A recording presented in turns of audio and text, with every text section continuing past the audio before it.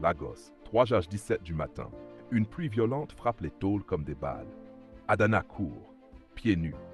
La robe de mariée en assohoké, autrefois éclatante, est maintenant lourde de boue et de sang. Elle hurle un prénom. Mais la ville avale ses cris. Remontons 3 mois plus tôt. Adana avait 25 ans. Journaliste prometteuse au The Guardian Nigeria. Yeux de feu, rêve plus grand que Banana Island. Sa mère l'a prise dans la cuisine une nuit et lui a dit calmement « Tu épouseras Kunle Adeyemi. C'est décidé. » Adana a ri.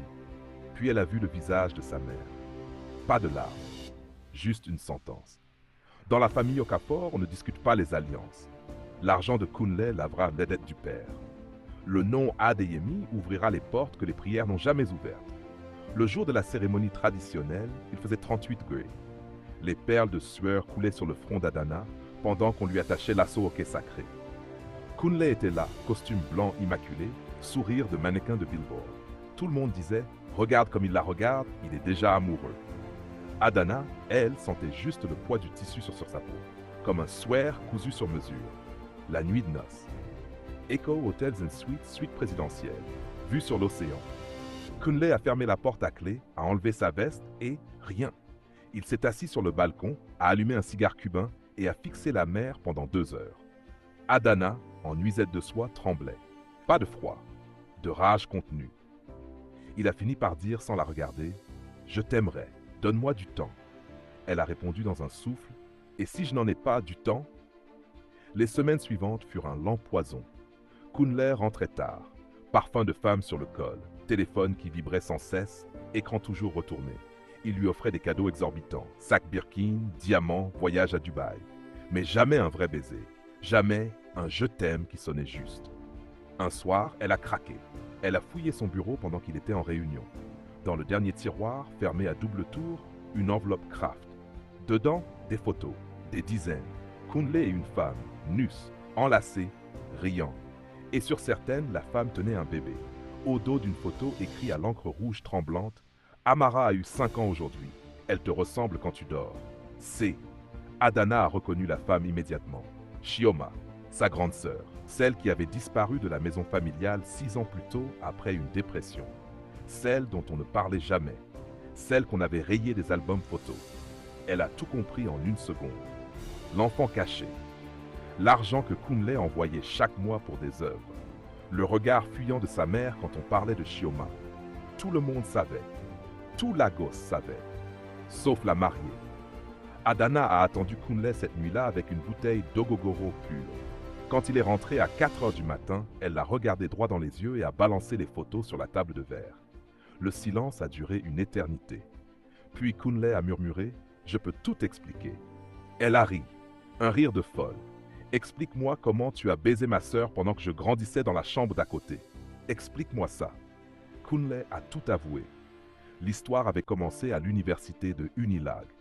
Chioma, brillante, magnifique, toxique. Une relation passionnée, destructrice. Grossesse non désirée.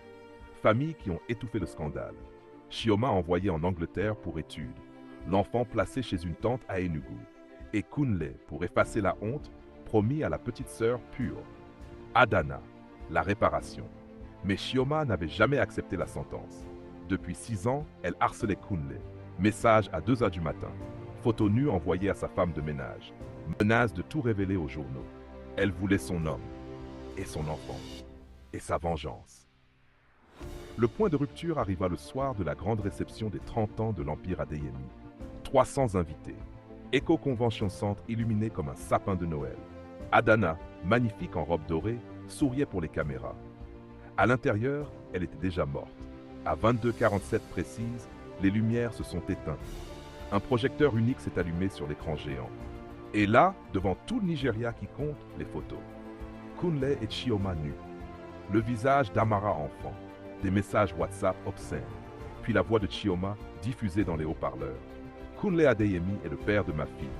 Adana Okafor n'est qu'une remplaçante. Chaos, crime, verres qui volent, femmes qui s'évanouissent, hommes qui rient nerveusement.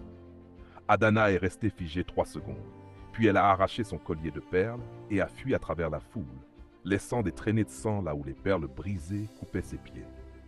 Kunle l'a rattrapé dans le parking souterrain. Il pleurait comme un enfant. « Je vais tout arranger !» Elle lui a craché au visage. « Tu as déjà tout détruit. » C'est là que Chioma est sortie de l'ombre. Robe rouge sang, cheveux dénoués comme une possédée, un couteau de cuisine à la main. « Si je ne peux pas t'avoir, personne ne t'aura. » Elle a foncé sur Adana. Kunle s'est jeté devant. La lame est entrée juste sous les côtes. Un bruit sourd. Kunle s'est effondré, les yeux grands ouverts sur le plafond en béton.